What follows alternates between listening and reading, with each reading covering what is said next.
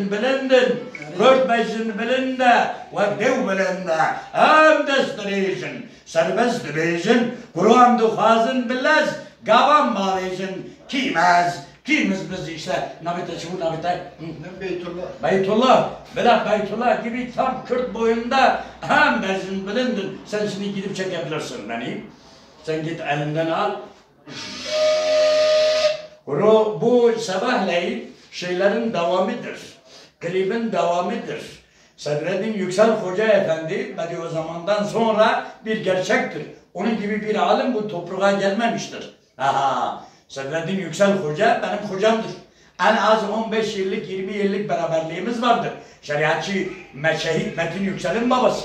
Metin Yüksel'in kanının varisi şu anda benim.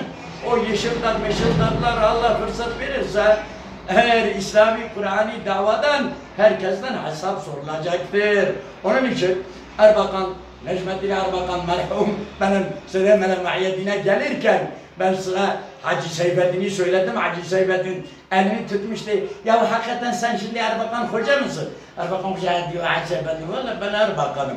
Bir 10 dakika aradan geçirdi. Tekrar inanmıyordu. Yani köye gelmiş. Süleyman Hadin tacesine Erbakan gibi bir lider. İnanmıyordu Hacı Seyfettin. Tekrar hakikaten sen Erbakan Hoca mısın? Ha, Hacı Seyfettin. Valla ben Erbakan'ım. Ya yani şimdi alimler ümaraların üstündendir. Onun içindir ben İslami şahsiyeti muhafaza ederek kişi diyor ya şeyde her şeyin noksanı yoktur. Türkiye İslam alanında tahsili 1. numaradan yer alıyor ama kravat şey diyor. Bela kısmet. Oğlum bu benim kravatımla Nasrettin Hoca'nın ye kürküm ye meselesine olsun. Arkadaş biraz kaval çalmasını şey diyor. Kaval Mevlana Celaleddin Rumi neyi çalmış? Beşnev Ezney bunları da çek.